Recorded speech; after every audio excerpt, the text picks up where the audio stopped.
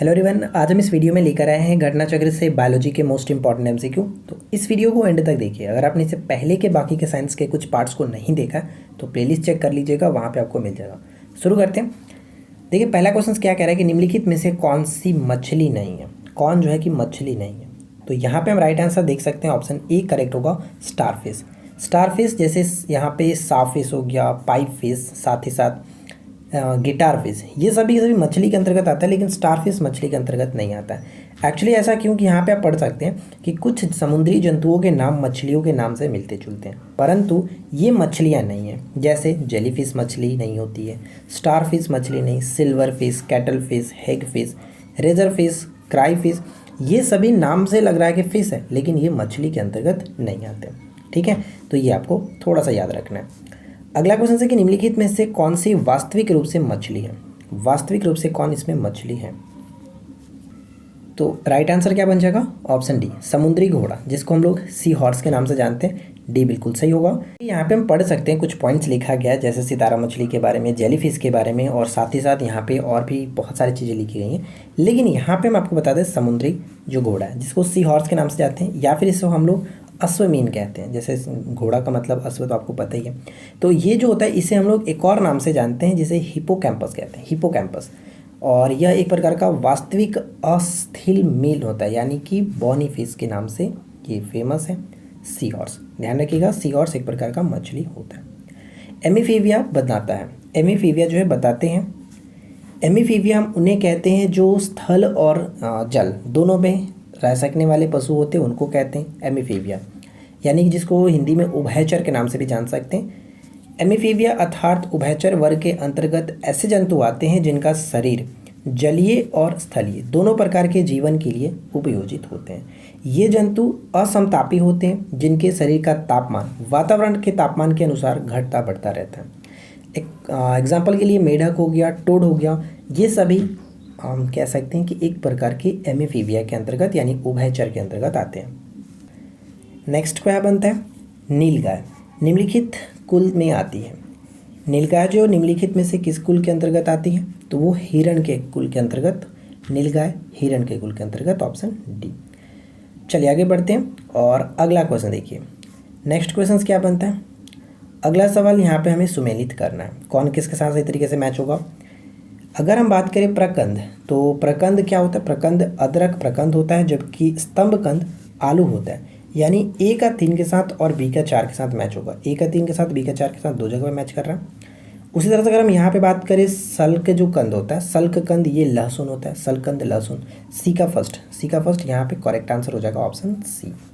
जो धनकंद होता है, ये जिमीकंद सूरन जो देख रहे हैं उसके साथ धनकंद, यहाँ पे धनकंद घनकंद है, घनकंद। ठीक है, घनकंद इसके साथ मैच होगा। और यहाँ पे अगर हम देखें घनकंद, तो ये जिमीकंद सूरन के साथ मैच करेगा, डी का सेकंड के साथ। तो कुल मिलाकर सही आंसर ऑप्शन सी होगा, इसे याद रखिएगा। साथ साथ देखिए यहाँ पे इस तरीके से मैच भी किया गया, चाहे तो आप स्क्रीनशॉट लेकर के याद रख सकते हैं। देखिए, प्रकंद जो होता है अदरक होता है, स्तंभकंद आलू हो गया, सल्ककंद लहसुन और घनकंद सूरन। ठीक है, आगे बढ़ सकते हैं। अगला क्वेश्चन, निम्नलिखित पादकों में से किसका संग्रह अंग तना नहीं है? किसका संग्रह अंग जो है वो तना नहीं है? तो राइट आंसर हो जाएगा ऑप्शन डी। जो शकरकंद है ये जड़ के अंतर्गत आता है, इसका संग्रह जो संग्रह अंग वो जड़ होता है। नेक्स्ट वन, माइकोराइजा एक सहजीवी संबंध होता है। माइकोराइजा एक सहजीवी संबंध होता है किनके मध्य? कवक और पौधों के मध्य। कवक और पौधों के मध्य माइकोराइजा सहजीवी संबंध होता है, कवक और पौधों के मध्य। इन सभी इक्वेशंस को अच्छे से याद रखना है, ठीक है ना। फलीदार पादपों की जड़ों में उपस्थित गांठों में पाए जाने वाले जो नत्रजन स्थिरीकरण जीवाणु होते हैं वो क्या है? वो सहजीवी होते हैं, सहजीवी, ऑप्शन सी सहजीवी। देखिए यहाँ पे अच्छे तरीके से लिखा गया, आप पढ़ सकते हैं कि फलीदार पादपों की जड़ों में मौजूद गांठों में पाए जाने वाले विशेष जीवाणु राइजोबियम सहजीवी का जीवन यापन करते हैं। यहाँ एक और ये जीवाणु नाइट्रोजन यौगीकरण द्वारा नाइट्रोजन को नाइट्रेट में बदलकर पौधे को उपलब्ध कराते हैं। एक क्वेश्चन हमेशा पूछा जाता है कि पौधे नाइट्रोजन को किस रूप में ग्रहण करते हैं, तो नाइट्रेट के रूप में ग्रहण करते हैं, ये ध्यान रखिएगा। वहीं दूसरी ओर यह फलीदार पौधों इन्हें आवास तथा भोजन उपलब्ध कराता है। अगला क्वेश्चन, निम्नलिखित मसालों में से कौन सी एक पुष्पकलिका होती है? पुष्पकलिका होती है जो लौंग होता है, लौंग पुष्पकली से प्राप्त होता है, तो ऑप्शन बी को टिक करेंगे, ऑप्शन बी करेक्ट होगा। देखिए यहाँ पे इसके बारे में अच्छी तरीके से लिखा है कि आप इसको पढ़ लीजिएगा। फिलहाल बढ़ते हैं अगले क्वेश्चन की तरफ। नेक्स्ट क्वेश्चन क्या बनता है कि केसर होता है सूखा मिश्रण, केसर होता है सूखा मिश्रण किसका? तो यहाँ पे हमारा राइट आंसर क्या बन जाएगा? फूल के बीज बनाने वाले भाग का, फूल के बीज बनाने वाले भाग का। नेक्स्ट में क्या कह रहा है कि निम्नलिखित दिए गए पौधे और उनके खाद्य भाग के युग्मों में कौन सही सुमेलित नहीं है? कौन गलत तरीके से यहाँ पे मैच किया गया? देखिए, जो अदरक होता है प्रकंद बिल्कुल सही है, प्याज मांसल पर्ण बिल्कुल सही, आलू हमने देखा था ऊपर में ये स्तंभ कंद होता है, आलू स्तंभ कंद होता है, ये पॉइंट गलत है, और नारियल का भ्रूणपोष तो ये सही है। तो हम ऑप्शन सी को टिक करेंगे जो कि यहाँ पे गलत था। अगला क्वेश्चन कि कॉर्क जो होता है निम्नलिखित में से किस पेड़ से प्राप्त होता है? कॉर्क, जो कॉर्क होता है वो ऑक से पाया जाता है, ऑक से प्राप्त होता है। ऑक को हम लोग इस नाम से भी जानते हैं, क्वैकर्स, ठीक है, क्वैकर्स यहाँ पे करेक्ट होगा, ऑप्शन सी। देखिए यहाँ पे पढ़ सकते हैं कि जो कॉर्क होता है वो ऑक नामक वृक्ष की छाल से प्राप्त किया जाता है, जिसका वनस्पतिक नाम यहाँ पे हम पढ़ सकते हैं कि क्वैकर्स सुबर, ठीक है। इस पौधे का उत्पत्ति स्थल भूमध्य सागरीय क्षेत्र है। कॉर्क अनियमित आकार का, पतली भित्ति वाला तथा मोम युक्त कोशिकाओं वाला होता है। तो यहाँ पे बस आपको ये याद रखना है कि या तो ऑप्शंस में ऑक होगा या फिर यहाँ पे क्वैकर्स होगा, दोनों में से जो भी ऑप्शंस हो आप उसके अकॉर्डिंग टिक करेंगे। अगला सवाल क्या बनता है कि लहसुन की अभिलाक्षणिक गंध का कारण क्या होता है? लहसुन की अभिलाक्षणिक गंध का कारण होता है सल्फर यौगिक, सल्फर यौगिक, ऑप्शन बी। जीवन चक्र की दृष्टि से पौधे का सबसे महत्वपूर्ण अंग कौन सा है?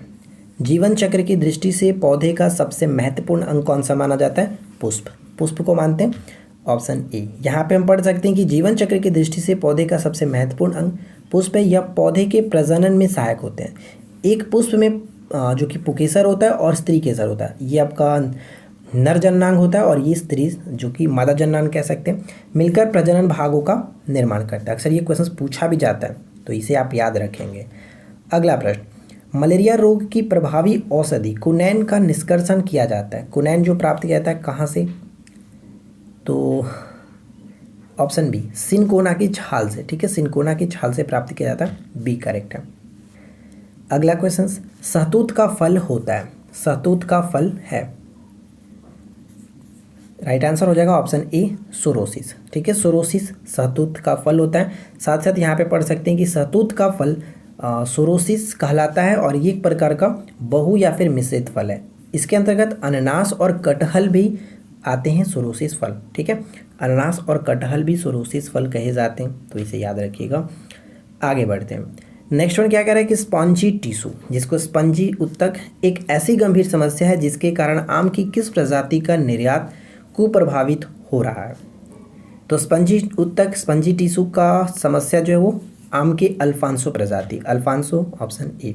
यहाँ पे हम देख सकते हैं स्पॉन्जी टिश्यू एक ऐसा विकार है जो कि फलों, मुख्यतः अल्फांसो आम की गुणवत्ता को कुप्रभावित करता है। इस विकार के कारण आम कच्चे और अम्लीय रह जाते हैं। नेक्स्ट वन है कि मरुस्थलीय पौधे की जड़ें लंबी होती है क्योंकि? मरुस्थलीय पौधे की जड़ें लंबी होती है, इसका कारण ये होता है कि जड़ें जो हैं वो पानी की तलाश में लंबी हो जाती है, काफ़ी दूर तक चली जाती हैं, इसलिए। तो यहाँ पे बी करेक्ट होगा। और मरुस्थल में उगने वाले जो पौधे होते हैं उनको किस नाम से जानते हैं? ज़ेरोफाइट के नाम से जानते हैं। नेक्स्ट क्या कह रहा है कि आर्की जो बैक्टीरिया है कि एक समूह को उत्पादन करने के लिए उपयोग में लाया जाता है। आर्की बैक्टीरिया जो है वो मीथेन के उत्पादन में उपयोगी होते हैं, ऑप्शन बी। देखिए क्या लिखा गया है कि प्रथम पोषक स्तर के अंतर्गत आते हैं। प्रथम पोषक स्तर के अंतर्गत कौन आता है? तो हरित पादक यहाँ पे राइट आंसर बनेगा, ऑप्शन डी, हरित पादक। हम यहाँ पे पढ़ सकते हैं कि वे सभी पौधे जो कि प्रकाश संश्लेषण के द्वारा भोजन का निर्माण करते हैं प्राथमिक पोषक या फिर उत्पादक कहलाते हैं। पौधे प्रकाश संश्लेषण हरे रंग के लवक यानी कि क्लोरोफिल की सहायता से करते हैं। और क्लोरोफिल में कौन सा तत्व मौजूद होता है, कौन सा धातु मौजूद होता है, जल्दी से कमेंट करके बताइएगा। क्लोरोफिल के कारण ही पौधे जो कि हरे होते हैं। आप लोग से क्वेश्चंस पूछना कभी भी लगता है ना कि जानते हुए भी मतलब कि आंसर नहीं आने वाला, क्योंकि क्वेश्चंस का राइट आंसर आप कमेंट करते ही नहीं हो। पता हो नहीं पता हो इससे आपको कोई मतलब नहीं होता है। आपसे जो क्वेश्चंस पूछा गया आप उसका कमेंट करेंगे नहीं। गिने चुने लोग हैं, 2-4 कमेंट्स आ जाएंगे, बट पता नहीं क्यों आप लोग को कमेंट करना शायद अच्छा नहीं लगता होगा। चलिए नेक्स्ट वन देखिए क्या है कि सेब के फल में लाली का कारण क्या होता है। जैसे सेब में फल जो होता है उसका लाली होने का कारण क्या होता है। जैसे टमाटर में लाल होता है, गाजर का रंग जो होता है, इस तरह के इनके लाली होने का कारण क्या है। तो इसका है एंथोसाइनिन। Anthocyanin option A. देखिए यहाँ पे लिखा गया है कि सेब के फल में लाली का कारण एंथोसाइनिन नामक वर्णी लवक होता है। लाल नारंगी रंग के वर्णक जैसे कि कैरोटीन गाजर में होता है, कैरोटीन यानी कि गाजर का नारंगी रंग होना कैरोटीन के कारण। टमाटर में लाइकोपीन वर्णक के कारण। पीले रंग की वर्णक जैसे कि यहाँ पे हम पढ़ सकते हैं कि हल्दी में किसका रंग होता है पीले कारण, तो जैंथोफिल होता है, जैंथोफिल। उसी तरह से चुकंदर में विटरनिन वर्णक होता है। तो यहाँ पे आप इस तरह से याद रखिएगा कि सेब के फल में लाली का कारण एंथोसाइनिन होता है। अगला क्या दिया गया कि टमाटर में लाल रंग का कारण क्या है। अभी जस्ट आपने देखा टमाटर में लाल रंग होने का कारण क्या है, तो राइट आंसर आप गेस कर लीजिएगा क्या बनेगा। क्या बनता है नेक्स्ट क्वेश्चन की पपीते में पीले रंग का कारण क्या है। पपीते में पीले रंग का कारण हो जाता है caricaxanthin. Caricaxanthin option c correct होगा।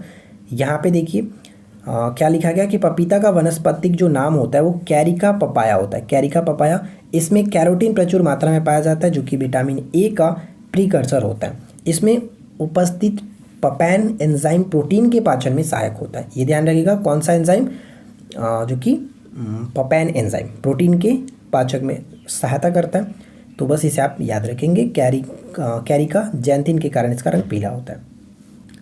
नेक्स्ट वन है कि शैवाल और कवक के मिलने से लाइकेन बनता है, जिसे क्या कहते हैं। शैवाल और कवक के मिलने से लाइकेन बनता है जिसे हम लोग म्यूटिलिज्म कहते हैं। म्यूटिलिज्म ऑप्शन बी। नेक्स्ट क्वेश्चन कि अफीम प्राप्त किया जाता है।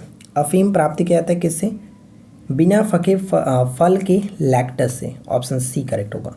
देखिए फ्रेंड्स मैं आपको बता दूं कि इसका जो पीडीएफ है, ये जो पीडीएफ आप देख रहे हैं, ये पीडीएफ आपको टेलीग्राम पर डाल दिया जाएगा, तो टेलीग्राम को ज्वाइन कर के रखिए। इस वीडियो के डिस्क्रिप्शन में लिंक मिल जाएगा। अफीम के पौधे के दूध को सुखाकर बनाया गया पदार्थ होता है, यानी अफीम जो होता है पौधे के दूध को सुखाकर, लैक्टेस जिसको कहते हैं, लैटेक्स को सुखा करके बनाया जाता है। अफीम का दूध निकालने के लिए उसके कच्चे अपरिपक्व फल के एक चीरा लगाया जाता है जिससे उसका दूध जो है निकलने लगता है, और यह दूध सूख कर जो कि थोड़ा जम जाएगा, तो उसके बाद इसे हम कह सकते हैं अफीम प्राप्त किया जाता है। तो कुल मिलाकर राइट आंसर जो कि आपने देख लिया।